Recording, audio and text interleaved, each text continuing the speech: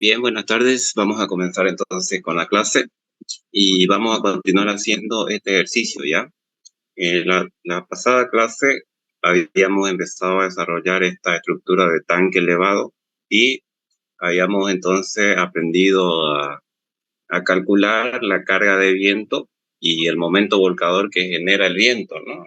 Habíamos aprendido a ver cómo es que se transforma la ráfaga de viento, cuya velocidad para este ejercicio era de 140 kilómetros por hora, y habíamos aprendido a ver cómo lo podemos representar a través de unas fuerzas actuantes, tanto en el tanque metálico como en la estructura de madera, vigas y columnas, ¿no? Y habíamos dicho que esas cargas generan obviamente un efecto volcador o de vuelco a este tanque, ¿no? Que se lo expresa o se lo representa a través de un momento volcador, ¿no? Y todo ese proceso habíamos realizado y finalmente llegamos hasta aquí, hasta determinar el momento solicitante volcador, y nos faltaba a partir de aquí, ¿no? Que es el cálculo del momento resistente. Obviamente habíamos dicho que el efecto de viento produce un vuelco o trata de producir un vuelco, y entonces el que se va a oponer a ese vuelco o a ese momento volcador que produce el viento viene a ser algo que se conoce como momento resistente, ¿no? Ese momento resistente tiene que estar generado obviamente por el peso de los elementos que componen esa estructura, ¿no? Ese peso total va a ser el que se va a oponer a ese vuelco, ¿no? Entonces, vamos a continuar. Entonces, calculando el peso de todos los elementos, porque nos va a interesar para ver a cuánto equivale el momento volcador. Y como yo les mencionaba, conocemos nosotros que el peso específico es igual al peso sobre volumen, ¿no? Peso específico es peso sobre volumen. Entonces, si yo despejo peso, voy a tener que peso específico por volumen, a mí me va a dar ese peso que me interesa, ¿no? Entonces, también conozco que el volumen es igual a área por longitud. Yo voy a seguir aceptando un ratito. Ya. Conozco que el volumen es área por longitud y entonces comienzo con ese cálculo. Iniciemos con el tanque de acero, ¿no? El tanque metálico. El tanque metálico, aquí tengo la vista en corte y la vista en planta, ¿no? El tanque metálico dice que tiene una altura de 1.7 metros y una base de 2 por 4 por 2 por 4, ¿no? Y entonces ese tanque metálico igual tiene un espesor de 0.2 centímetros o 2 milímetros, ¿no? Esos son datos. Entonces, para calcularle el volumen, lo que yo puedo hacer es considerar que todo es lleno y quitarle la parte hueca, ¿no? Entonces, como yo conozco que volumen es igual a área por longitud, puedo considerar como si fuera todo lleno multiplicando la base 2.4 por 2.4 por la altura, ¿no? 1.7. Y a eso le voy a quitar la parte hueca, obviamente, ¿no? Entonces, aquí la altura de la parte hueca equivale a este valor. Eso lo saqué haciendo una resta, ¿no? Es decir, a esto 1.7 yo le quito el espesor de esta tapa y el espesor de fondo, que también es 2 milímetros, y ya tengo eso 1.696, ¿no? Y aquí también hago lo mismo, ¿no? Aquí voy a tener que determinar la base de la parte hueca. Entonces a 2.4 yo le quito 0.2 centímetros y 0.2 centímetros, transformado en metro, obviamente, eso 0.2 en metros seguramente que será 0.002 metros, ¿no? Y a estos 2.4 le quitamos dos veces eso, porque aquí tengo T y acá tengo T, y me va a quedar directamente la base de la parte vacía, ¿no? Y hago lo mismo, le resto el volumen de la parte vacía. Base por la altura, ¿no? De esa parte vacía. Y ahí ya tienen ustedes el volumen. Una vez obtenido ese volumen, lo que tienen que hacer es multiplicar por el peso específico del acero. En este caso, el peso específico del acero es 7.850 kilos por metro cúbico. Y entonces, al multiplicar el volumen por peso específico del material, en este caso acero, que estamos analizando, me sale el peso, ¿no? El peso que me interesa del tanque. Calculado el peso del tanque de acero, a continuación lo que tengo que hacer es calcular los otros componentes. Vayamos entonces con los componentes de madera, ¿no? En este caso los componentes de madera vienen a ser las columnas y las vigas, ¿ya? Entonces, para las columnas hago lo mismo, ¿no? El volumen va a ser igual al área de esa viga, el área de la sección. En este caso el dato me dice que son columnas de 15 por 15. Entonces el área va a ser 0,15 por 0,15. Aquí lo estoy poniendo en metros por la altura o la longitud que tiene esa columna, ¿no? Si me voy al gráfico, esa columna tiene 10 metros de altura, ¿no? Tiene una longitud de 10 metros. Entonces, es por eso que aquí lo multiplico por 10 metros, ¿no? Por la cantidad de columnas. ¿Cuántas columnas son? 4, obviamente, ¿no? Son 4 columnas. Y entonces, ahí tengo el volumen de todas las columnas de madera. Ese volumen yo lo multiplico por el peso específico y en este caso de la madera, 900 kilos por metro cúbico, y ya tengo el peso total que van a imponer las columnas de madera, ¿no? Equivale a este valor. Vamos con las vigas. Aquí lo mismo, ¿no? Multiplico el área de la sección. Los datos me dicen que son vigas de 15 por 15, área, aquí en metro obviamente, por la longitud de esas vigas, por la cantidad de vigas, ¿no? La longitud de esas vigas yo puedo tomar como 2 metros que tengo aquí, ¿no? Los 2 metros que tengo ahí puedo tomar como la longitud de esas vigas de ahí, ¿no? Esas vigas de madera.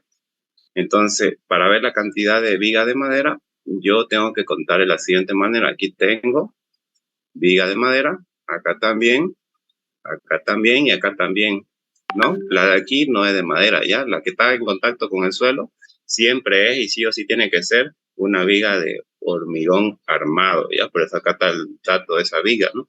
Eso debido a que la madera no puede estar en contacto directo con el suelo. ¿Por qué? Por la humedad, ¿no? La humedad la descompondría rápidamente y por eso es que nunca la madera se pone en contacto directo con el suelo. Entonces aquí tengo 1, 2, 3 y 4, ¿no? Es decir, tengo 4 vigas por cada cara, ¿no? Pero yo sé que estas vigas van en todo el perímetro del tanque. Es decir, si yo veo una vista en planta, lo que tengo es esto, ¿no es cierto? Es decir, tengo en las 4 caras del tanque, tengo 4 vigas, ¿no? Las 4 filas de vigas las tengo en las 4 caras. Entonces, ya sé que en cada cara tengo 4 vigas de madera y son 4 caras, entonces 4 por 4 serían 16, ¿no? La totalidad serían 16 vigas de madera. Entonces, por eso que aquí le van a cambiar, ya no son columnas, son vigas. Y también otra cosa que van a cambiar es el resultado. Aquí no es 88, sino es 648, ¿ya? Y aquí es viga, obviamente. Ya eso de ahí, pero multiplicando ese volumen que ustedes obtienen por el peso específico, ya tienen el peso total que le imponen, o que genera la viga de madera, ¿no? Entonces, esos dos elementos son de madera y calculamos su peso. A continuación, vamos con el sistema de fundación. Como yo les decía a ustedes, el sistema de fundación, que ya son los elementos que tienen que estar en contacto con el suelo, porque obviamente la estructura va a descargar la carga en el suelo. Ese sistema de fundación sí o sí tiene que estar conformado por elementos de hormigón armado, ¿no es cierto? ¿Por qué? Porque la madera ya no puede estar en contacto con el suelo porque si no se descompondría. Ahora, esos elementos de hormigón armado están conformados por unas vigas, que son estas, que están ya en contacto con el suelo. Esas vigas dice, de hormigón armado de 20 por 30 centímetros. También se las conoce como viga cadena porque van en los 4 lados del tanque, así como las de madera. Y también esa fundación va a estar conformada por una pequeña columnita, que es esta de aquí, también conocida como pedestal, de 25 por 25, dice. También es de hormigón armado, que esa columnita es la encargada de conectar la columna de madera con la base o con la zapata, que se llama también, que es la encargada de transmitir la carga de manera directa ya al suelo, ¿no? que se la coloca a una cierta longitud, obviamente, en función a la tensión admisible o la capacidad portante que tiene el suelo. Y entonces este sistema de fundación está conformado por eso, ¿no?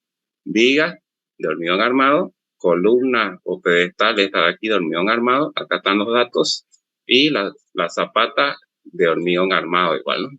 Entonces, vamos a continuación a calcular ese peso, ¿no? Entonces, para el hormigón, tenemos vigas, calculamos el volumen, el área de la sección dice que es de 20 por 30, entonces aquí yo lo tengo en metro, obviamente, 0.2 por 0.3, por la longitud de esas vigas, ¿no? Fíjense ustedes que esas vigas tienen 2 metros, ¿no? Adoptamos 2 metros igual. Y como yo les decía, al igual que las vigas de madera, van así en las 4 caras, ¿no? O sea, van así enlazando a las columnas en sus 4 lados. Igual las vigas de hormigón van así en sus 4 lados. Y es por eso que aquí yo lo multiplico por 4, ¿no? Y ahí obtengo el volumen. Multiplicando ese volumen por el peso específico del hormigón armado, que en este caso es 2.400 kilos por metro cúbico, ya tengo yo el peso total, ¿no? De las vigas de hormigón armado. Ahí está el peso. Vamos ahora con el pedestal o las columnas, que básicamente son estas de aquí. Diré que conectan, digamos, podríamos decir, las columnas de madera con la zapata, con la zapatita esta, que es la encargada de transmitir la carga al suelo. Y como estas columnas de madera no pueden prolongarse hasta acá, hasta conectar la zapata, obviamente, entonces esa pequeña prolongación se la hace de hormigón armado a través de algo que se conoce como pedestal o columna, una pequeña columnita. Y entonces dice que ese pedestal es de 25 por 25, ¿no? Entonces aquí calculemos su peso. A ver. El volumen, 0.25 por 0.25 por su altura, ¿no? Ahora, para determinar esta altura, yo puedo observar este esquema de acá. Entonces, fíjense, de acuerdo a este esquema, a mí me dice que desde la superficie hasta el nivel de fundación, hasta donde finalmente se asienta esta zapata o esta base de aquí, hay 1.2 metros. Yo lo que quiero es simplemente la altura que tiene esa columna o ese pedestal, digamos, medida desde ahí de la superficie. Entonces tengo que determinarla y yo tengo como información los datos de la base, ¿no? O la zapata esa. Entonces, esos datos los tengo aquí. Dice que esa zapatita o esa base de ahí tiene estas dimensiones. Es de base 80 por 80 y de altura de 0.3 metros, ¿ya? Aquí no hay centímetros, aquí es metro. 0.3 metros. Es decir, si yo observo en este esquema, yo tengo estas dimensiones, ¿no? Aquí hay un detalle en corte y aquí hay un detalle en planta, ¿no? De la base o la zapata. Entonces, si yo observo, esta zapata tiene base 80 por 80 centímetros y un espesor o una altura de 0.3 metros, ¿no? Entonces, conociendo eso, yo a los 1.2 metros aquí, que es el nivel de fundación, le puedo quitar estos 0.3 metros y ya obtengo la altura esa que me interesa a mí para calcular el peso de las columnas, ¿no? Entonces, por eso que aquí de 0.9 metros. Y obviamente por cada columna de madera hay esa fundación y por consiguiente va a haber esta columnita, digamos, ¿no? Por eso es por 4 acá, por 4. Y ahí obtienen el volumen, eso lo multiplican por el peso específico del hormigón armado, 2.400 kilos por metro cúbico, y ya obtienen el peso de las columnas o el pedestal que se conoce de hormigón armado, ¿no? Finalmente vamos entonces con la zapata, ¿no? O sea, con esta base, que como yo le mencionaba, es la encargada de transmitir la carga de manera directa al suelo, ¿no? El área de esta base, como vamos a ver un poquito más adelante, en este caso ya me da como dato 80 por 80, pero esa área va a estar en función a la capacidad portante o la tensión admisible que tenga el suelo, ¿no? Es por eso que necesita a un área grande, digamos, aquí estas bases que están en contacto directo. ¿Eso por qué ocurre? Porque generalmente la tensión admisible o capacidad portante del suelo no es tan elevada, es pequeña. Eso depende de dónde se realiza esa base, ¿no? O sea, qué tipo de suelo hay. Hay tipos de suelo que son buenos y hay tipos de suelo que son malos, digamos. Entonces, por eso que ustedes aquí observan que esta base tiene un área grande, ¿no? Es decir, no puedo yo agarrar y cimentar la columna directamente, ponerla en contacto con el suelo, ¿no? Por eso se construyen estas bases de área grande. Entonces, vamos a ver cuál es su peso. Comencemos. El volumen. El volumen de estas bases o de estas zapatas que se conoce igual va a ser igual al producto entre la base, que es de 80 por 80, 0.8 por 0.8, por el espesor, ¿no? 0.3 metros. Por la cantidad de zapatas, obviamente para cada columna hay una zapata, entonces multiplicamos por 4, ¿no? Entonces al multiplicar por 4 ya tengo el volumen. Ese volumen lo multiplico por el peso específico. Estas zapatas igual son de hormigón armado, el peso específico 2400, y ya obtenemos el peso, ¿no? El peso de la zapata. Y otros materiales también que aportan, digamos, que generan peso, son el hormigón pobre. ¿Qué es el hormigón pobre? Básicamente es el hormigón de protección que se le pone aquí por debajo de estas bases o de estas zapatas. Eso con el fin de proteger un poco, más que todo, el acero, ¿no? Porque obviamente estas bases o estas zapatas van a tener acero o fierro, ¿no? Que se construyen de hormigón y fierro, por eso es que es hormigón armado. Entonces sabemos que el fierro es altamente corrosivo, obviamente, ¿no? Entonces la humedad genera corrosión. Como está en contacto directo con el suelo, para más o menos mitigar o evitar un poco esa corrosión debido a la humedad que le impone el suelo, se pone esa capa de protección, o también conocida como hormigón pobre, ¿no? Ese hormigón pobre se pone en toda el área de la zapata, ¿no? Por eso es que al calcular el volumen, lo que hago yo es multiplicar este, 0.8 por 0.8, ese es el área, por el espesor de ese hormigón pobre, ¿no? De 5 generalmente o casi siempre es de 5 centímetros. Y por eso aquí 0.05 metros. Eso se coloca en cada zapata y como son 4 zapatas, por 4, ¿no? Y ahí tengo el volumen. Eso multiplico por el peso específico del hormigón pobre, directamente 2200 por ese volumen, 2200 kilos por centímetro cuadrado. Y entonces ahí tengo yo el peso de el hormigón pobre. Ya aquí no es zapata, es hormigón pobre. Ya ustedes van a corregir esto. Aquí la nomenclatura no es el peso de zapata, sino es del hormigón pobre, como lo dice su título acá, ¿no?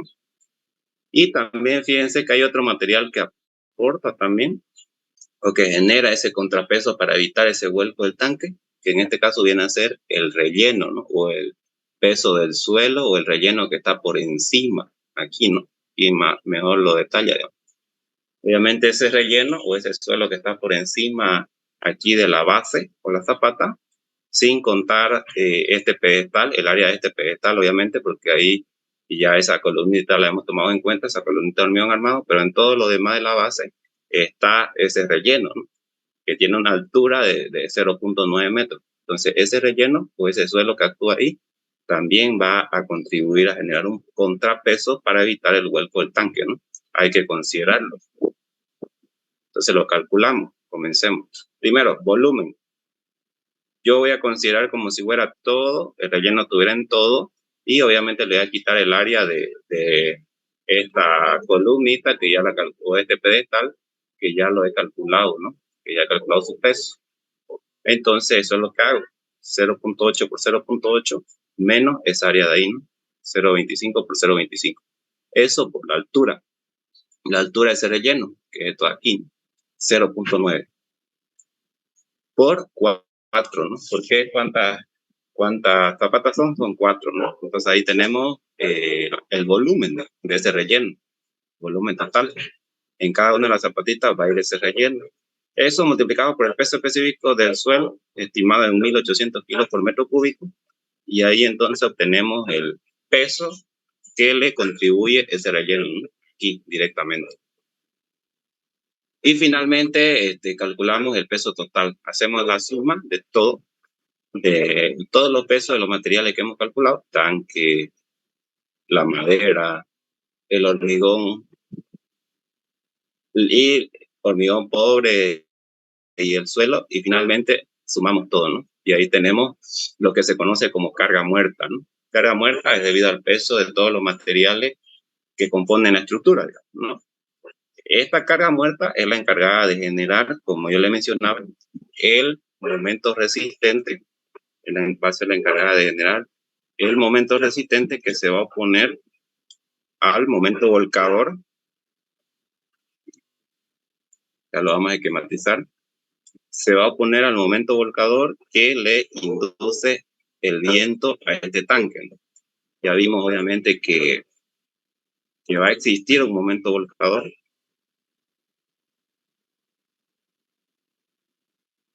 generado por las cargas de viento, ¿no?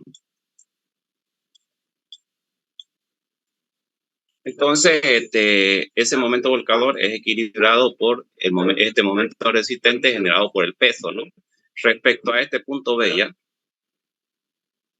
Entonces, al multiplicar yo ese momento, ese peso por esta distancia con respecto a este punto, ya tengo el momento resistente, ¿ya? Aquí está. Entonces, ese peso por esa distancia que yo conozco obviamente que hay 2 metros, entonces multiplicando por A sobre 2, porque cae en el centro este peso, ya tengo el momento resistente directamente, ¿no? El momento que se opone al volcador. Ahora, seguramente cualquiera de ustedes se preguntará, pero si este es un tanque de agua, ¿por qué no tomaste en cuenta el peso del agua, digamos? Este tanque está destinado para eso, esa es su función, digamos, albergar agua, ¿no? Reservas de agua para abastecer a una cierta parte o a una cierta, qué sé yo, sembradío, comunidad, no sé, digamos, ¿no? De acuerdo a para qué va a estar realizado. Esa carga de agua nosotros la vamos a conocer como carga viva, pero sin embargo, si el agua está, si el agua está, ahí podríamos decir el peso del agua, digamos, esa sería una condición favorable, digamos, para el momento volcador que genera el viento, que el agua esté, digamos, presente en ese momento cuando llega el viento y todo eso, es una condición favorable, ¿no? Porque este peso del agua se va a sumar a este peso debido al peso de los materiales y obviamente lo que va a hacer es que aumenta esta carga y entonces el momento resistente va a aumentar. Sin embargo, cuando nosotros hacemos una comprobación o un cálculo, nosotros tenemos que considerar la situación más desfavorable, ¿no?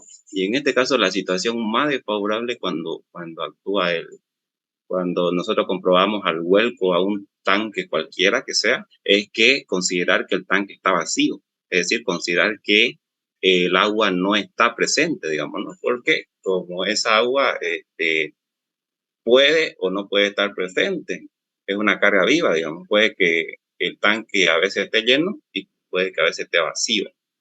Entonces, lo más desfavorable que nosotros tenemos que comprobar, obviamente, es que el tanque esté vacío, sin agua. Por eso es que acá yo no le aumento a esta carga para calcular el momento resistente, no le aumento el peso del agua ya.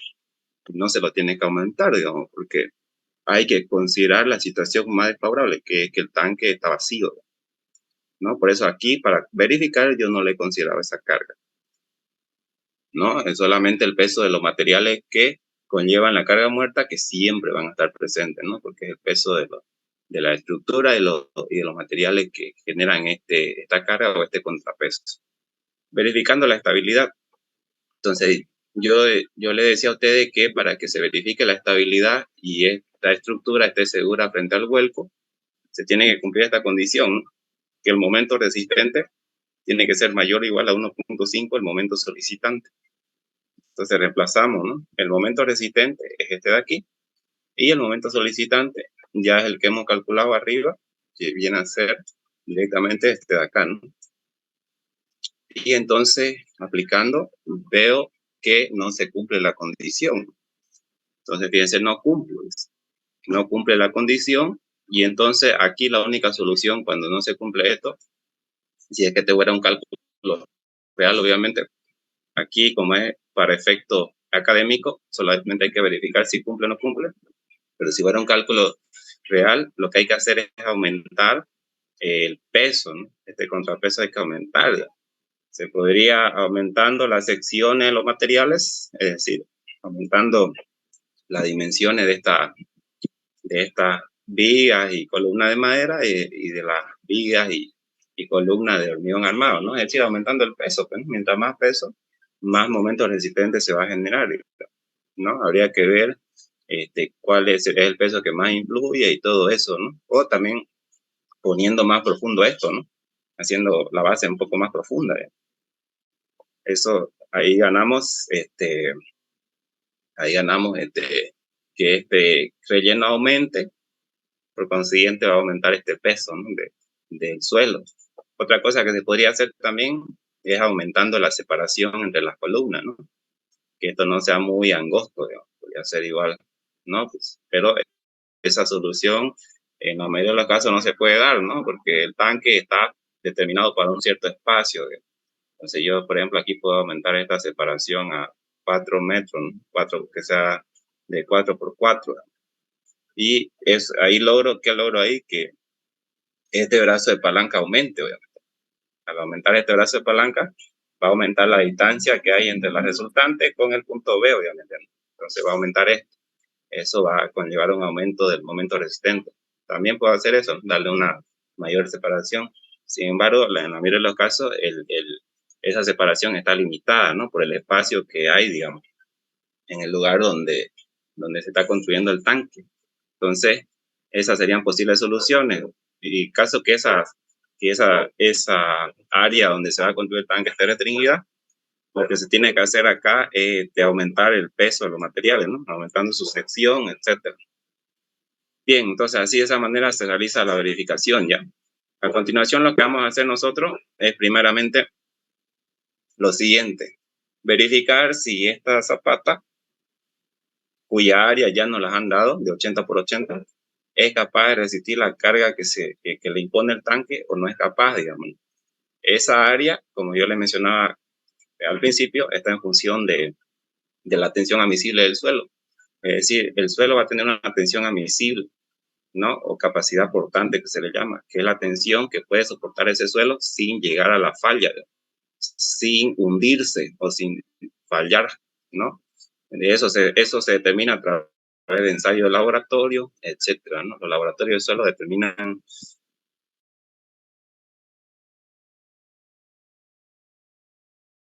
el suelo. Hay suelos que son más resistentes que otros, dependiendo de la zona donde se realiza esa fundación. Y eso vamos a determinar a continuación. Entonces nos va a interesar determinar la carga que le llega a cada una de las zapatas. Entonces determinemos. Esta carga, debido al peso total de los materiales que hemos calculado aquí, se va a distribuir para cada uno de los apoyos, obviamente. Entonces esa carga, lo que yo tengo que hacer es dividirla entre 4, ¿no? Al dividirla entre 4 ya tengo la carga para cada uno de los apoyos, que yo lo he idealizado de esta manera, ¿no? Ahora sí, nos va a interesar calcular la carga viva, ¿no? Cuando verificamos la zapata, ahora sí nos va a interesar calcular la carga viva. En este caso, la carga viva es el agua, ¿no? Carga viva, ¿por qué se denomina carga viva? Porque es una carga que no siempre está presente, está en constante movimiento, por eso se denomina como carga viva, ¿no? Porque el tanque puede estar lleno de agua o puede estar vacío. Una carga que no está siempre fija, no está siempre presente. Pero cuando el tanque está con su máxima capacidad de agua, dice que es capaz de albergar un volumen de 8.000 litros, ¿no? Entonces vamos a calcular esa carga. Y ese volumen de 8.000 litros, yo lo puedo transformar a metros cúbicos, ¿no? Yo conozco que un metro cúbico es 1.000 litros. Y entonces sería 8 metros cúbicos, ¿no? Y para transformarlo en carga, en peso, multiplico por el peso específico, ¿no? Peso específico del agua, ¿cuánto es? 1.000 kilos por metro cúbico, ¿no? Por esos 8 metros cúbicos me da 8.000, ¿no? O también teniendo el conocimiento de que un litro de agua equivale a un kilogramo, ¿no? Un litro es un kilogramo. Aquí 8.000 litros, 8.000 kilogramos. Y aquí tenemos entonces la carga de agua, ¿no? La carga viva que se conoce. Entonces tenemos carga viva y carga muerta, ¿no? Carga muerta es por el peso del material, de los materiales que componen ese tanque. Y entonces aquí vamos a ver cuáles son las reacciones que generan las cargas para cada uno de los apoyos, ¿no? Entonces fíjense que la carga muerta va a generar carga de reacción distribuida en cada uno de los apoyos. Ya vimos que no es más que dividir esa carga total entre la cantidad de apoyo, ¿no? Entonces aquí tengo yo para la carga muerta, que ya lo había calculado acá arriba, ¿no? Vamos ahora con la carga viva, lo mismo, ¿no? La carga sobre la cantidad de apoyo, son 4. Entonces ya tengo la carga para cada uno de los apoyos. Y la carga de viento también generaba una reacción, ¿no? Al inducir ese vuelco del tanque, esa carga de viento también genera una cierta reacción del suelo. Acá nosotros hemos calculado esa reacción, ¿no? Cuando calculamos el momento solicitante, fíjense que yo aquí analizamos una sola fila de apoyo y decíamos que ese momento, la mitad del momento a este lado y la otra mitad a este lado, obviamente, generaba una reacción, ¿no? En los apoyos y la habíamos calculado aquí con ecuaciones estáticas o ecuaciones de equilibrio, nosotros determinamos esa reacción, ¿no? Que tenían estos sentidos y entonces esa reacción también genera el viento al suelo, ¿no? Entonces esta reacción que ustedes ven aquí para cada uno de los apoyos que ya lo hemos calculado ahí arriba, ¿no? Esta. Entonces, una vez obtenidas esas reacciones, yo tengo que ver cuál es el apoyo, cuáles son los apoyos más cargados. Aquí obviamente identifico que los apoyos más cargados son este y este, ¿no? Porque fíjense que todas las cargas tienen el mismo sentido, por consiguiente se van a sumar, digamos, todas las reacciones. Sin embargo, estos dos de acá, las dos primeras cargas, debido a las cargas gravitacionales, que en este caso son la carga viva y la carga muerta, gravitacionales porque son efecto de la gravedad, operación de la gravedad, y la carga accidental, que son las cargas debido a la imposición de la naturaleza, a eso se denomina carga accidental, en este caso debido al viento. Para estos apoyos tienen este sentido, es decir, aquí las cargas se van a restar, ¿no? Las dos primeras se suman, pero la tercera se resta. Entonces, yo para comprobar primeramente la dimensión de la zapata o la base, tengo que agarrar las cargas que se suman, de los apoyos que se suman. Entonces, lo que hago es sumar, ¿no? La carga que genera la carga muerta, la reacción que genera la carga muerta, más la carga viva, más la carga de viento, ¿no? Entonces, haciendo esa suma, ustedes tienen este valor, ¿no? Es este, ya no es este de aquí. Ahí vamos a corregir igual. Este es el que sale aquí. Ya, entonces, una vez ya tengo la reacción total, debido a toda la carga para cada zapatita, en este caso acá ya la tengo como carga actuante, tengo que verificar la dimensión de esa zapata, ¿ya? La dimensión de esa zapata a mí me ha dicho que es de 80 por 80 y verifiquemos esa área, ¿ya? Entonces, esa área de 80 por 80, o el área en planta que va a tener la zapata, va a estar en función, de la tensión admisible o la capacidad portante del suelo, ¿no? Porque obviamente el suelo tiene que resistir esa carga que le descarga esta zapatita debido al peso y a las cargas actuantes de toda la estructura, ¿no? Finalmente ahí tiene que descansar o ahí se tiene que apoyar. Entonces, esa capacidad portante del suelo es determinada por ensayo de laboratorio. Ya fíjense que acá ya nos da directo de 1.2 kilos por centímetro cuadrado. Esta capacidad o esta tensión admisible del suelo, que también se conoce, está determinada por ensayo de laboratorio, ¿no? Los laboratorios de suelo tienen que realizar o hacer esa estimación a través de ensayo, esa capacidad, ¿no? Para diferentes tipos de suelo no va a ser la misma. Hay suelos que son buenos, donde la tensión es buena y es posible construir estas zapatas así, que se llaman zapatas superficiales, porque se construyen a una pequeña distancia de la superficie. Pero en caso de suelos malos, bien malos, como ser las arcillas, por ejemplo, donde tienen una tensión admisible muy débil, en ese caso ya se opta por otro tipo de fundación, como ser los pilotes, ¿no? El pilotaje.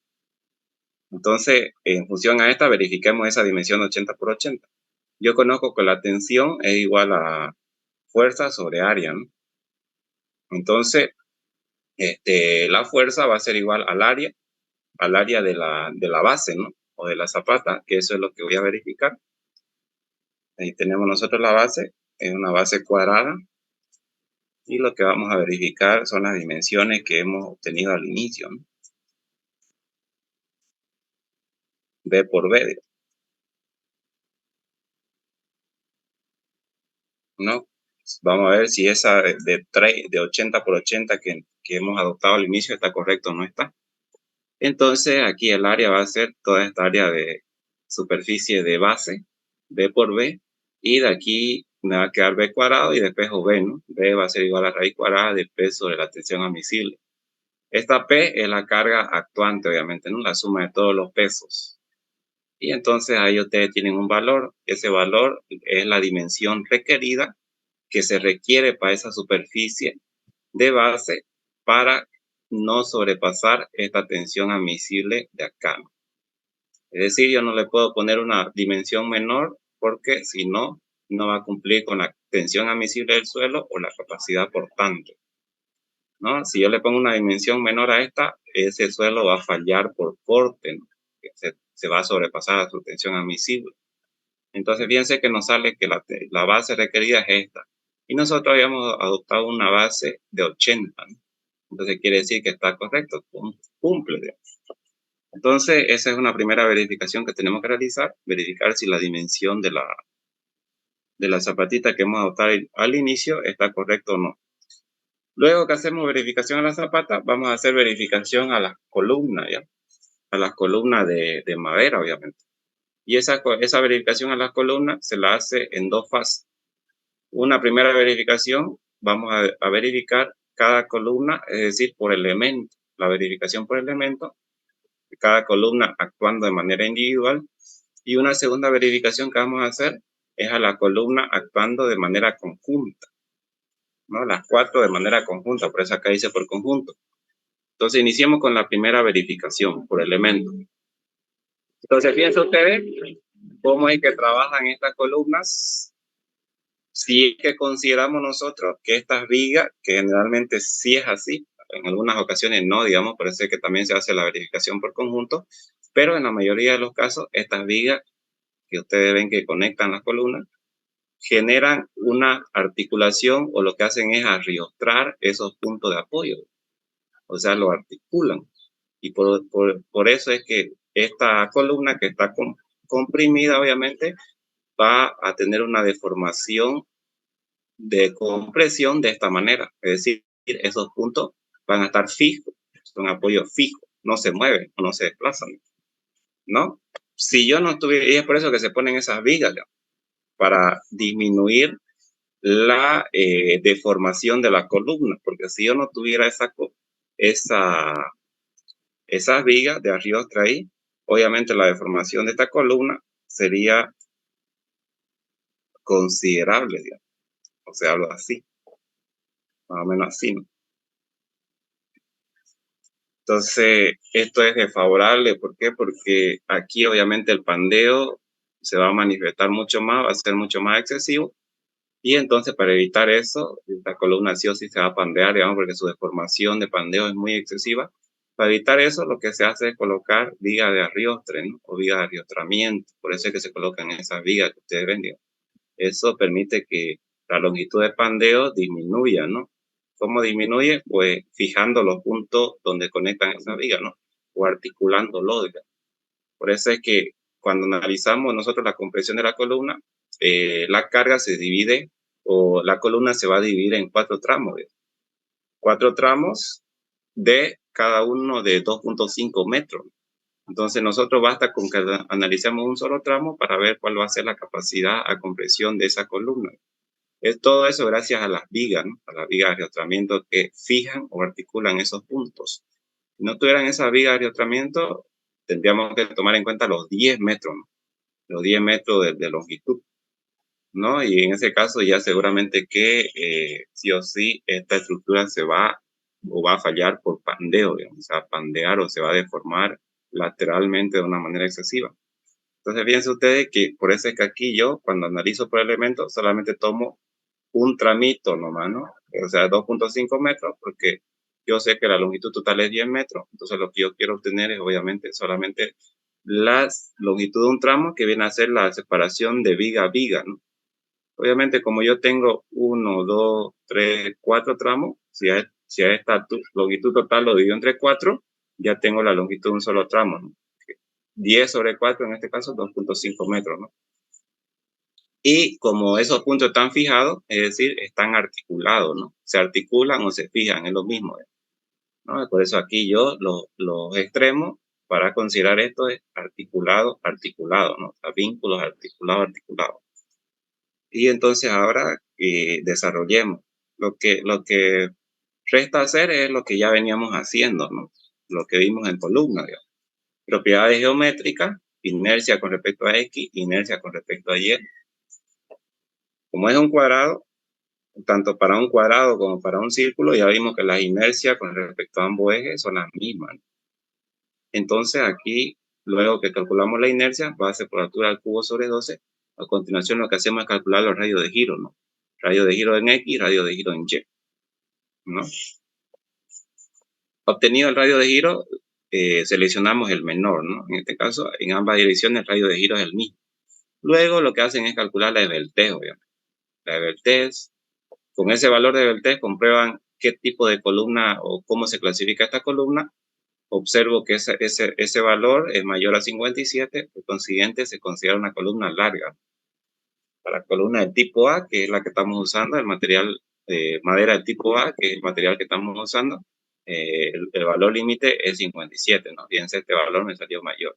Eso me sirve para ver qué fórmula voy a ocupar para poder determinar la tensión crítica, ¿no? Y como es columna larga, como vimos la pasada clase, hay que usar esta fórmula, ¿no? Y entonces ahí determinan ustedes la tensión crítica. Esa tensión crítica de pandeo la multiplican por el área, que es esta, y ya obtienen entonces la capacidad máxima que es capaz de resistir esta columna cuando trabaja de manera individual, ¿no? Que es esta. Entonces esa de ahí yo la tengo que comparar con la reacción que yo he calculado aquí, ¿no? La reacción total. Y observo que es mayor esa capacidad de carga máxima de esa columna para no llegar a fallar por pandeo o por compresión excesiva. Observo que es mayor a la carga que se le va a aplicar, ¿no? Entonces cumple esa columnita con esta sección de 15 por 15, trabajando cada una de manera individual, dice que va a resistir, ¿no?, la carga que se le va a imponer. Cumple la verificación, cumple, ¿no? Y una segunda verificación que se tiene que hacer es por conjunto. Es decir, asumiendo obviamente que las vigas de arrojamiento no están o que no articulan estos puntos, pero trabajando a todas de manera por igual o conjunta, ¿no? Es decir, a las 4. Entonces, ahí cuando se comprueban trabajando de manera conjunta, que es otra posibilidad que se puede dar, nosotros lo que hacemos es tomar la longitud total, 10 metros, y considerar que en la base está empotrado, obviamente empotramiento en la base, siempre es empotramiento, y libre en el otro extremo, en el extremo superior. Entonces vamos a comprobar, a ver, la separación entre columnas de madera, obviamente, corresponden a la dimensión de 2 metros que yo tengo acá, ¿no? 2 metros, por esta dimensión A, ¿no? Entonces, A, 2 metros y 2 metros. Y aquí se forma, es como si yo tuviera, digamos, acá vamos a idealizar, ¿a qué se parece esto? Vamos a ver, es como si yo tuviera directamente una figura rectangular, ¿ya? Como si yo tuviera un rectángulo. Esto para efecto de calcular las inercias, los radios de giro y todo eso. Como si yo tuviera una figura rectangular, ¿no? Y lo que quiero hacer es calcular la capacidad máxima que tiene esta figura rectangular. En ese caso, lo que yo tengo que hacer es calcular el área y la inercia, ¿no? Yo tendría obviamente que esa área calcularla para las 4, ¿no? Por eso aquí, fíjense, 4 por 15 por 15, porque cada columna tiene dimensiones de 15 por 15, 4 porque son 4 columnas, y eso me da este valor, ¿no? Ahora, la inercia que yo tengo que calcular es la inercia con respecto al centro de gravedad. Es la inercia con respecto al centro de gravedad, ¿no? Y aquí como como tiene la forma de un cuadrado, digamos, obviamente hueco, porque la única parte llena son estas que corresponden a la columnita, rectángulo hueco, pero como hay simetría, están distribuidas de manera simétrica, el baricentro del conjunto o el centro de gravedad está en el medio, al centro, ¿no? Y es por eso que aquí el baricentro está a A medio y A medio, ¿no? O sea, la mitad en ambas direcciones, tanto en dirección X como en dirección Y está la mitad, ¿no? Ubicado ese baricentro ya puedo determinar la inercia. Y entonces a continuación lo que vamos a hacer es verificar que el radio de giro cumple con esta condición. El radio de giro en este caso es A medio. ¿Por qué? Porque cuando yo calculo la inercia con respecto a un cierto punto, que en este caso es el centro de gravedad, que me generan figuras, que no todo es lleno, porque no todo este rectángulo es lleno, lo único lleno es correspondiente a estas columnitas. Entonces lo que yo quiero hacer es transportar la inercia de cada una de esas figuras llenas al centro de gravedad del conjunto.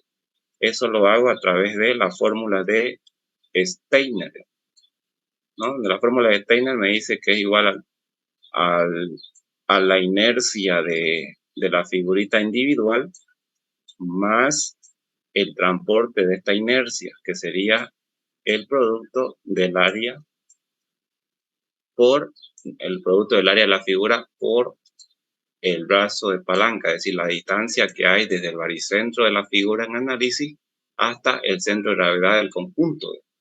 Esto al cuadrado, ¿no? Esta es la fórmula de los ejes paralelos o la fórmula de Steiner, ¿no? Para transportar la inercia de una cierta figura, en este caso de cada una de estas columnas, a un punto en específico que aquí es con respecto al centro de gravedad del conjunto. Entonces esta es la fórmula que se utiliza. Ahora, esta fórmula de aquí dice que cuando las dimensiones o las separaciones entre esas figuras son muy grandes o demasiado o muy grande o más o menos grande, como en este caso, fíjense que yo tengo que la separación A de columna a columna tiene una dimensión de 2 metros o 200 centímetros, 200 centímetros o 2 metros, digamos, porque eso es lo que nos dice el problema. 2 metros, ¿no? A vale 2 metros o 200 centímetros. Entonces, cuando esa separación es grande entre los elementos, entre las figuras que yo quiero calcular la inercia, lo que yo puedo hacer, dice, es depreciar este primer término de aquí. Este primer término es despreciable, dice. Es muy pequeño en comparación con este término de acá.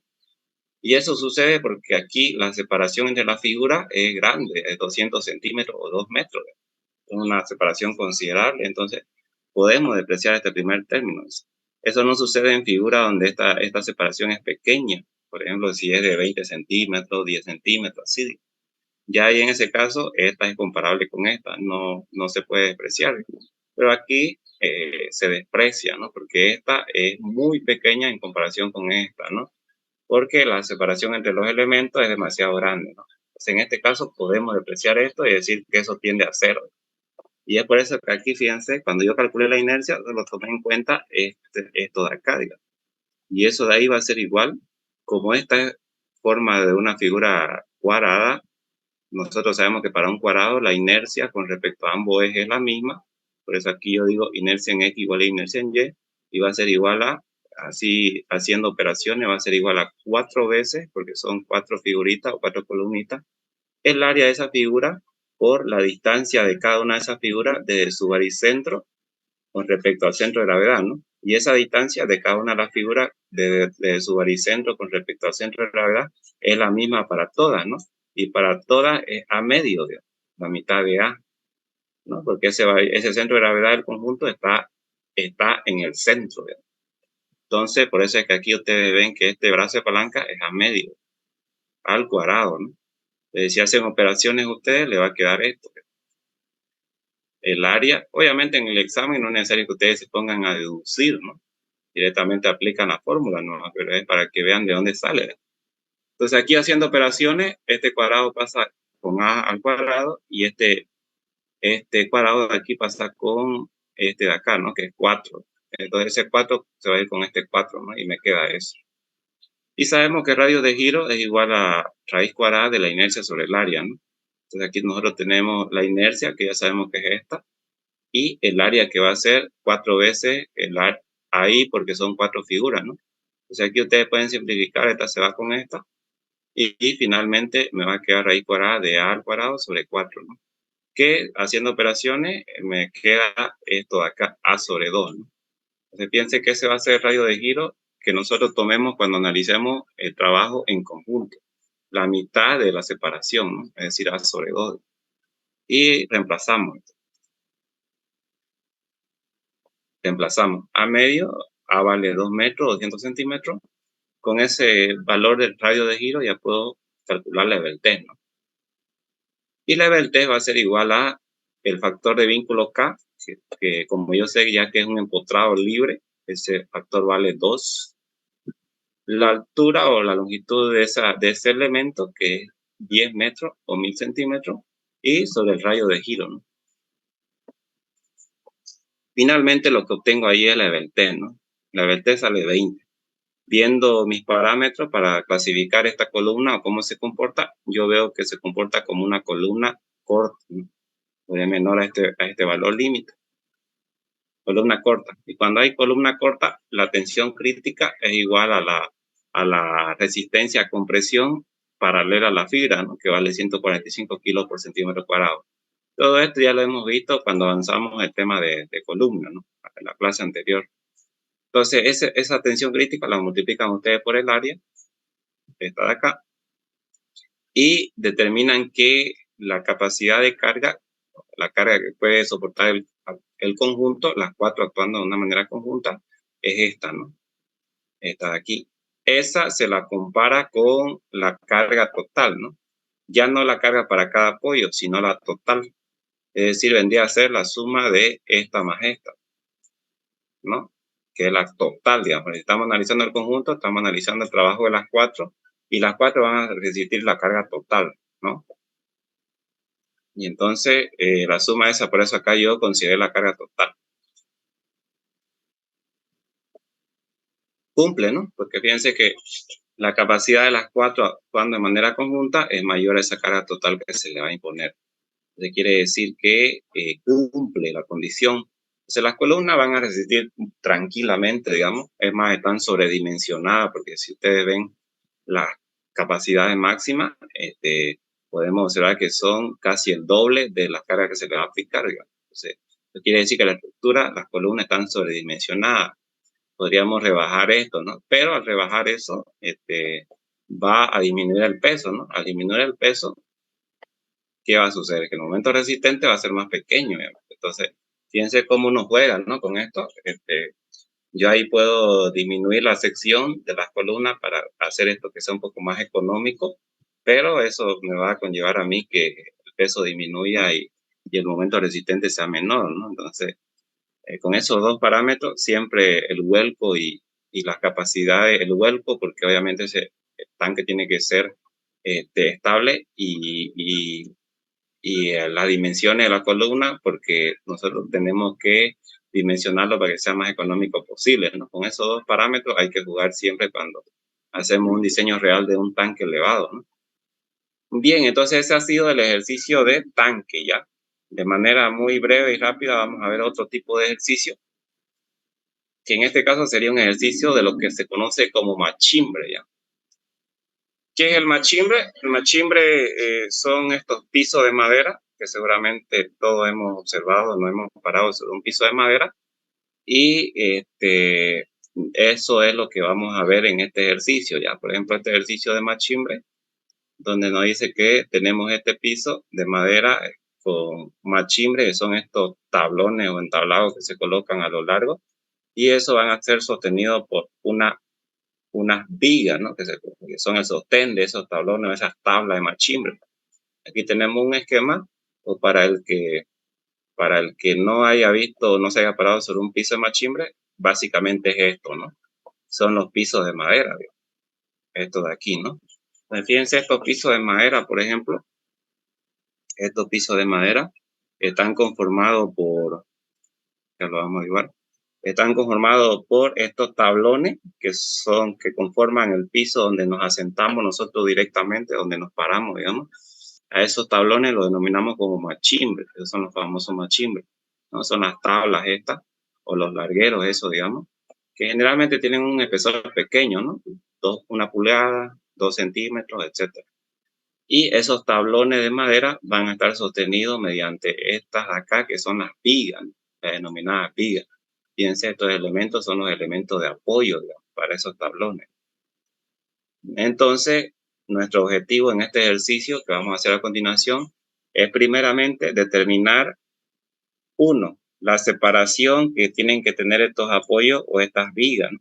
La separación de los apoyos del machimbre o los tablones, digamos. Es decir, esa separación nos va a interesar, ¿no? La separación que tienen que tener las vigas para poder cumplir un requerimiento de deformación. Es decir, estos pisos se diseñan o se construyen para que sean lo más estable posible, ¿no? Para que cuando nosotros caminemos por ahí no vibren o no den una sensación de que eso se va a caer, digamos.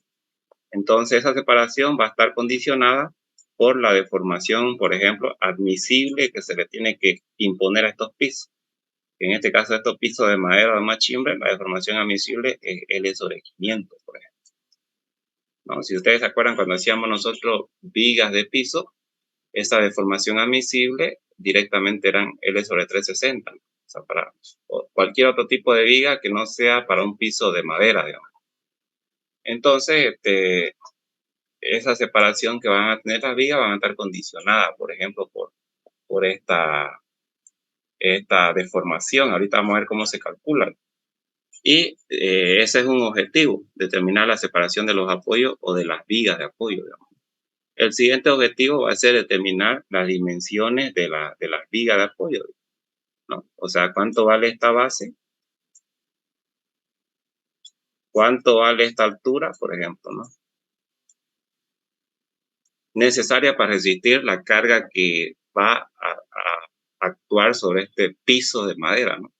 Entonces, a continuación, lo que también nos va a interesar conocer es las dimensiones, ¿no? Las dimensiones de esa viga. ¿Cuánto vale la base? ¿Cuánto vale la base? ¿Y cuánto vale la altura, digamos? Podríamos decir, ¿no? Entonces vamos a trabajar con este ejercicio, pero el esquema es así ya, para el que no se haya parado o no haya visto un piso de madera ya. Entonces veamos el ejercicio. Aquí, esta muestra me la da en planta, obviamente, ¿no? Esta es la vista en planta. ¿Qué tenemos entonces? Dice que tenemos un piso que se va a construir de madera. En este caso, estos machimbres son el piso donde nos apoyamos nosotros directamente, apoyados sobre vigas de maderas, que son estas que ustedes ven así a lo largo acá. Esta vista está en planta, ¿no? Y esas vigas se apoyan sobre vigas de hormigón armado, ¿no? Y el esquema, si ustedes lo ven en perfil, básicamente es esto. Ahora fíjense que a mí me da un espesor de machimbre, ¿no? Es decir, esas tablas, de ese machimbre o ese entablado o ese piso va a tener un espesor de 2 centímetros, ¿no? Entonces ahora lo que vamos a hacer nosotros es ver, ¿no? Cómo es que está esto. Entonces mírenlo ustedes en perfil cómo se da esto. Ahí están el entablado o el piso de madera o el machimbre que se denomina, que son estos de aquí, donde nos vamos a parar nosotros directamente, ¿no? Y luego el apoyo para ese entablado, esas tablas, viene a ser estas vigas, ¿no? Que están aquí, que son de apoyo, que son de madera igual. Y esas vigas se apoyan sobre vigas que son generalmente de hormigón armado, ¿no? Ya son estas que están por debajo. Y las vigas sobre las columnas, etcétera, ¿no? Ese es el esqueleto estructural.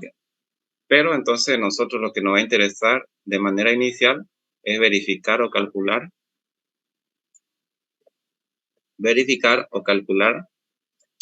cuál es la separación entre vigas. O sea, lo que queremos nosotros es calcular cuál es la separación entre los apoyos del machimbre o estas vigas, condicionada por, más que todo, la deformación. Digamos. O sea, vamos a hacer eso. Para poder determinar eso, lo que tenemos que hacer es estimar la carga, ¿ya? Hacer una estimación de carga. Obviamente,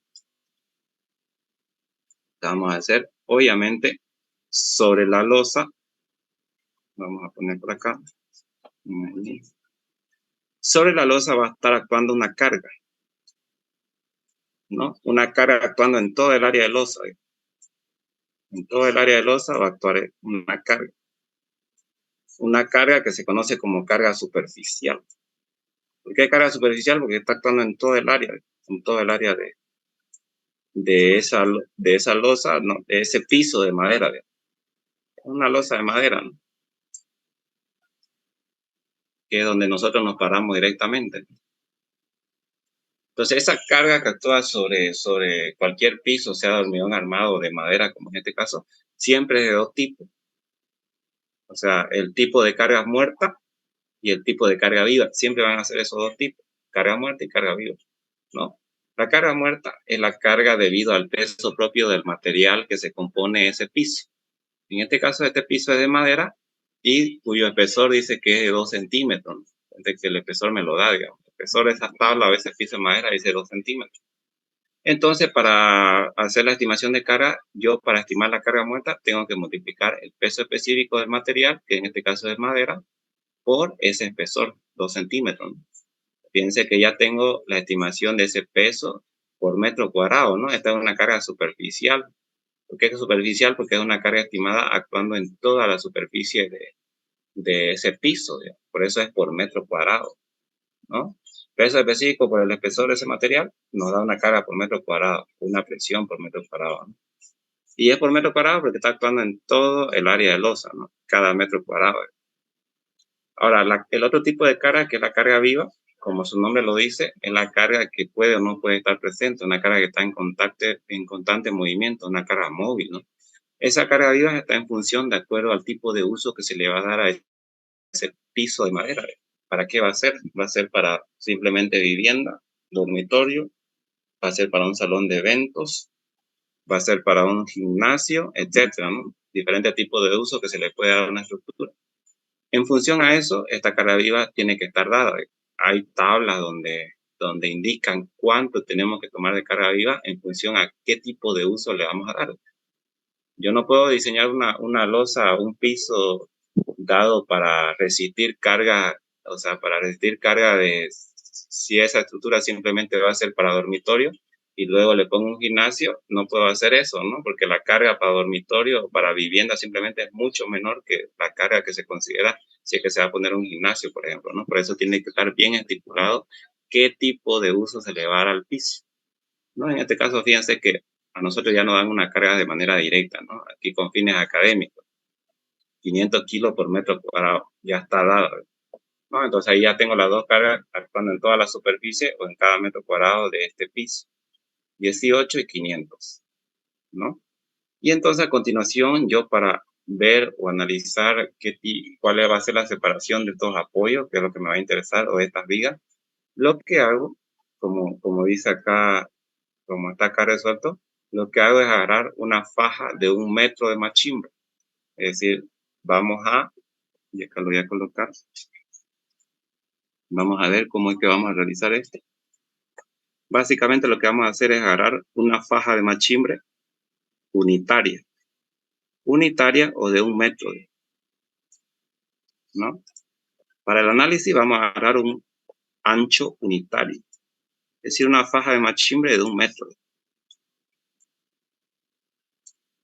Y esto siempre se hace con las losas, la losa de hormigón armado, la losa de madera como aquí. Agarran una faja de 1 metro y la analizan, es decir, 1 metro de machimbre. Una faja resistente de 1 metro, ¿no? Ahí todo esto, 1 metro, ¿no? Y entonces, esa faja de 1 metro, nosotros la idealizamos, porque así es como trabaja, como una viga, ¿no? Fíjense, esa faja aquí ya está idealizada de manera matemática para efectos de cálculo estructural. Es como una viga, y que contiene apoyo, no conozco la cantidad de apoyo, pero lo idealizo así de esa manera, puede ser cualquier cantidad de apoyo, y la faja resistente es de 1 metro que yo he agarrado de base por una altura correspondiente al ancho de ese machimbre. En este caso, ese machimbre tenía 2 centímetros de grosor o de ancho. Y entonces, lo que nosotros queremos obtener a continuación es la carga que va a actuar sobre esa faja. Esta carga es una carga lineal, es decir, por centímetro o por metro. Es decir, yo agarro esta faja de 1 metro y a continuación lo que voy a hacer es agarrar y obtener la carga que va a estar actuando sobre esa línea de faja. Por eso se llama carga lineal. Ahí, ¿no?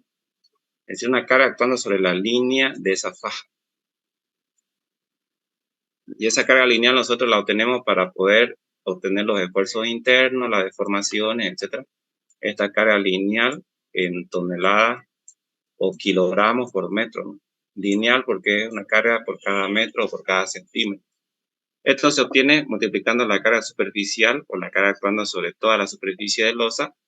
En este caso, esa carga que estaba en metro cuadrado, que la hemos calculado aquí.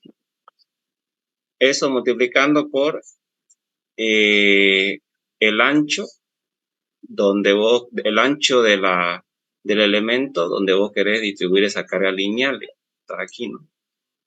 Entonces ese ancho viene a ser los 1 metro de faja, ¿no? Multiplicar esto por 1 metro, aquí voy a simplificar este metro con este y me va a quedar una carga lineal, obviamente. Y es lo que yo he hecho aquí, fíjense. La carga superficial lo multiplico por el ancho de línea, el ancho de ese elemento donde yo quiero distribuir esa carga lineal, que en este caso son los 1 metro. Y ya tienen ustedes carga lineal, ¿no? O sea, por cada metro. Y entonces ahí, al sumar esas dos, obtengo lo que yo conozco como carga Q. La carga Q es la consideración de la carga muerta más la carga viva. Que aquí está en kilo por metro, pero yo lo transformo a kilo por centímetro. Y entonces finalmente la idealización es esta, ¿no? Esa faja de 1 metro de base con un espesor de 2 centímetros actuando como una viga, ¿no?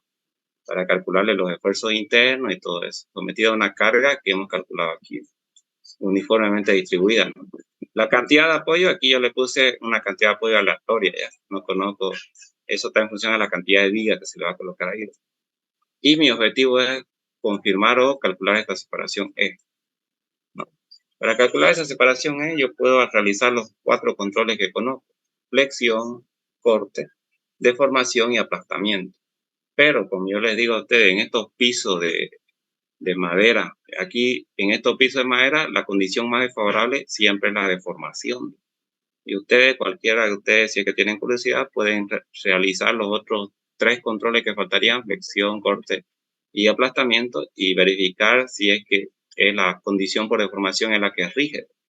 Yo puedo asegurar que sí, porque aquí la deformación es más rígida, ¿no? Es menos tolerable. Si antes era la longitud sobre 350 o 60, aquí es la longitud sobre 500. Es decir, para no perder tiempo, yo directamente me vengo al control que va a regir, digamos, que va a cumplirse siempre, que en este caso es la deformación. Entonces, aplicamos la fórmula que ya conocen, esta, donde la deformación en cualquier viga continua con n cantidad de apoyo, siempre la vamos a tomar como 3 sobre 384 por la carga por la longitud a la cuarta sobre modo elasticidad por inercia. Y eso ustedes lo tienen en el libro del ingeniero igual. Una viga continua así con n cantidad de apoyo, siempre vamos a tomar esta como una deformación real. La deformación admisible, que es L sobre 500. Entonces, reemplazando todo, aquí la única incógnita va a ser esta separación E, ¿no? La separación entre estos apoyos, ¿no? Entonces, reemplazan todo, la inercia, base por altura al cubo sobre 12. Y todo lo demás es conocido: modo elástico 95.000, etcétera, ¿no? Esto ya lo hemos hecho cuando hicimos elementos sometidos a flexión, ¿no? Y aquí ustedes despejan en la separación. Entonces, fíjense que esta es la máxima separación que yo le puedo dar a estas vigas o a estos apoyos del machimbre para que no se sobrepase la deformación admisible, ¿no? Donde, según los experimentos y todo eso, dicen que esa deformación admisible está dada para que ese piso sea lo más estable o lo más compacto posible. Y al caminar por ahí no vibre, digamos, ¿no? O no se deforme o no genere un mal aspecto. Entonces, por eso es que no le podemos dar una separación mayor a esta, en ningún caso. Puede ser menor, digamos, claro. Algunos pueden adoptar 60 o quizás menor, dependiendo ya. Pero no le pueden dar mayor ya. No puede ser 70 ni 75 ni nada.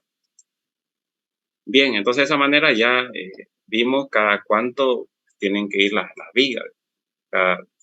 cierta distancia, en este caso vamos a poner que cada 67 no puede ser más de 67 centímetros. Y a continuación, nuestro próximo objetivo es determinar las dimensiones que va a tener esa viga, ¿no? ¿Cuál es la base? ¿Cuál es su altura? ¿No? Es decir, qué base va a tener esta viga de apoyo y qué altura va a tener, ¿no? Para aquello, yo voy a hacer lo mismo. Tengo que agarrar y distribuir una carga a lo largo de esa línea, ¿no? Es decir, vamos a hacerlo acá. A continuación, lo que me va a interesar es distribuir o calcular una carga lineal distribuida a lo largo de la línea de viga, ¿no?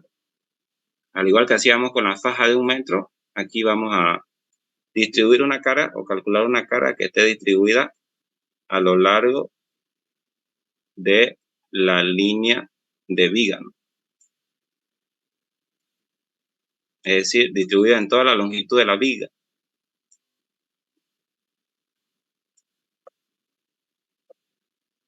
No, ese es mi objetivo a continuación, digamos. Calcular la carga Q que va a estar distribuida a lo largo de esta línea o esta viga.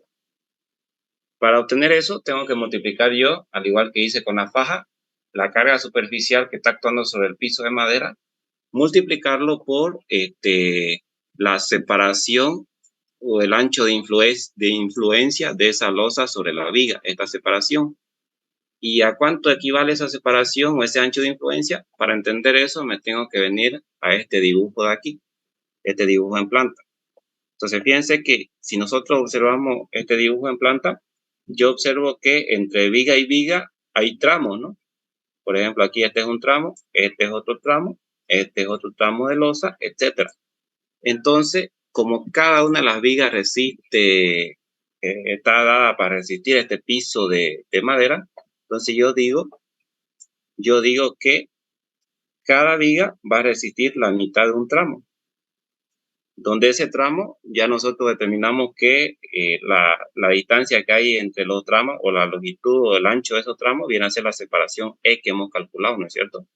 Entonces, fíjense ustedes que, por ejemplo, para este tramo, la mitad de ese tramo va a ser resistida por esta viga.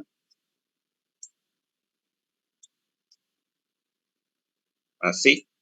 Y la otra mitad va a ser resistida por la otra.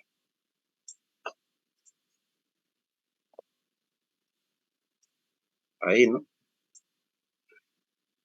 Más o menos, ¿no? Es decir, la mitad de un tramo va a ser resistida por una y la otra mitad por la otra, ¿no? Lo mismo sucede, digamos, con el siguiente tramo. La mitad por una y la mitad por otra. Lo mismo con el siguiente y así sucesivamente,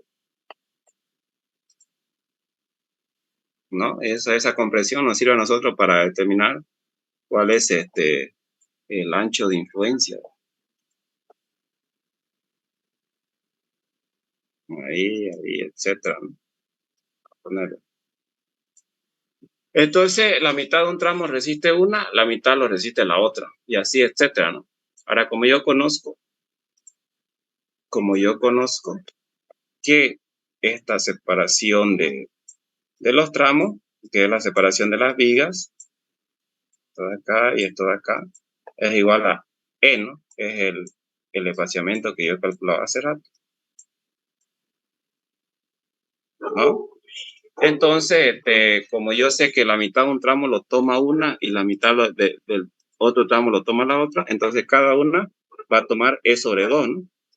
Es decir, piensa, aquí, por ejemplo, esta de este borde de acá va a tomar E sobre 2, digamos, la mitad del tramo.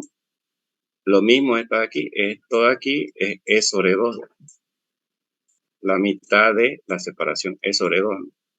Y acá también E sobre 2. Entonces, finalmente, ¿cuánto sería este ancho de influencia de aquí para una viga? Que en este caso tiene que ser una viga interna, ¿no? Puede ser esta, puede ser esta, puede ser esta. ¿Por qué? Porque estas externas, estas que ya están en los bordes, como ser esta y esta de acá, simplemente resisten un ancho de losa de la mitad, o sea, un E sobre 2, un ancho de losa correspondiente a E sobre 2. En cambio, las internas, esta o esta, resisten un ancho de losa correspondiente a E total, ¿no? Es decir, la separación total. Si yo sumo E sobre 2 más E sobre 2 es la separación total. Y finalmente esa es la que yo quería lograr, lo que yo quería lograr aquí, digamos. ¿Cuánto vale esa separación de influencia para una sola viga? Vale E, ¿no? Es E, digamos. Entonces, multiplicando esta carga superficial, multiplicando esta carga superficial por ese ancho E, ya obtengo una carga uniformemente distribuida sobre esa línea de viga, ¿no? Y eso es lo que yo he hecho acá. Vamos a borrar todo esto. Fíjense, la carga superficial multiplicado por ese ancho E. Ese ancho E que ya yo lo obtuve aquí, que es la separación esta. Y ya tienen ustedes la carga lineal, uniformemente distribuida sobre esa viga. Entonces la carga Q es la suma de ambas, ¿no? Carga muerta más carga viva. Ahí está, aquí está en kilo por metro, yo lo transformo a kilo por centímetro. Y entonces finalmente tenemos, ¿no?, la viga de longitud 3.2 metros. Ahí está la viga, longitud 3.2 metros. Son estos 3.2 que están acá. Ahí está, simplemente apoyada, obviamente, simplemente apoyada en las vigas de hormigón armado que están acá a los bordes. Y ahí está. Y sometida a una carga uniformemente distribuida, y lo que nos interesa conocer es la sección, la base y la altura. Entonces, para lograr esto ya lo hemos hecho, lo hicimos en la primera clase, donde se acuerdan que adoptábamos una condición acá, donde la altura era igual a 3 veces la base, ¿no? Esta es la condición que vamos a adoptar siempre ya. Y entonces, teniendo ese dato de ahí, podemos realizar los controles que ya conocemos, ¿no? Flexión y calculan una base y una altura, ¿no? Corte y calculan una base y una altura. Deformación, calculan una base y una altura. Y por último, aplastamiento, ¿no? Base y altura, ¿no? Esto ya lo hemos hecho. Aquí, por ejemplo, el área de aplastamiento viene a ser esta área de aquí, ¿no? Aquí vamos a idealizarlo. Básicamente viene a ser el área de apoyo entre la viga de hormigón armado y la viga de madera, ¿no? Que es esta de aquí. Esa, ¿no? Esa de ahí. Vamos a borrar los datos. Vamos a hacerla con un celo chueco. Ahí.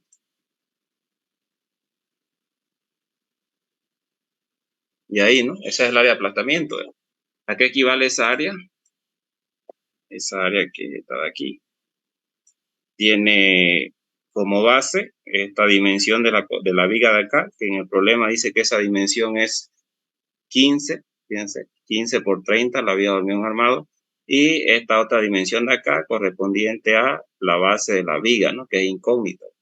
Esta es la que no conocemos, la base de la viga de madera, pero la base de la viga de hormigón armado la conocemos y es 15. 15, ¿no? Ahí. Y ese es el área de aplastamiento, ¿no? Y es lo que yo he reemplazado acá, digamos, B por 15. Todos los controles ya lo hemos visto, la primera clase hicimos, y ya saben ustedes que determinan dimensiones para los 4 controles, digamos, donde si se pueden dar cuenta, incluso aquí el control por deformación es el que rige, porque como le digo, estos pisos de madera, lo que se tiene que controlar más es la deformación, digamos. Por eso, aquí el que nos rige es obviamente la deformación, ¿no? Incluso ustedes aquí directamente pueden realizar solo deformación, pero yo les puse para que vean, digamos, la deformación es el más desfavorable, ¿no? Adoptamos finalmente como dimensión lo que nos botó el control por deformación. Los resultados de deformación, digamos, son estos de aquí, ¿no? Entonces yo digo que esa viga va a tener base de 8 y altura 24. ¿Ya? Entonces de esta manera es que se realiza o se comprueba estos pisos de madera, o más conocido acá como machimbre, ¿no? Este tipo de ejercicio. Bien, entonces aquí vamos a quedar por el día de hoy, pero antes el ingeniero me informó que le dé una noticia, ya es que él me llamó ayer y me dijo que le ponga como fecha de examen la fecha tentativa del martes 24 ya. Primer examen. Martes 24, o sea, el próximo martes. Ahora él me dijo eso ayer y yo de todo modo voy a hablar otra vez con él, quizás más tarde, y vamos a ver si sigue manteniendo con esta fecha o la cambia ya, pero está programada para el martes 24. Y yo cualquier cosa le voy a comunicar en el grupo. Si es presencial o virtual, igual eso le voy a comunicar ya. Más tarde yo le voy a hablar y vamos a ver qué me dice ya, pero ayer me dijo que le ponga esta fecha, martes 24. Ya, si es que se mantiene para el martes 24, sería todo lo que avancemos hasta jueves, o sea, hasta pasado mañana. Ya, entonces cualquier cosa yo le voy a estar avisando a ustedes en el grupo. Ahora no se vayan a salir porque voy a tomar una pequeña captura acá para ver el tema de la asistencia.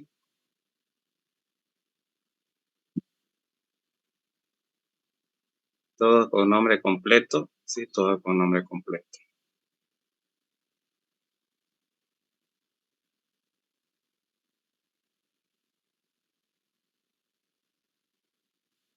Ya. Perfecto. Entonces ahí vamos a quedar. Cualquier cosa sobre el examen que está programado para el martes 24, pero si hay modificación, yo les aviso. Si va a ser presencial o virtual, también les aviso ya. Cualquier cosa en el grupo.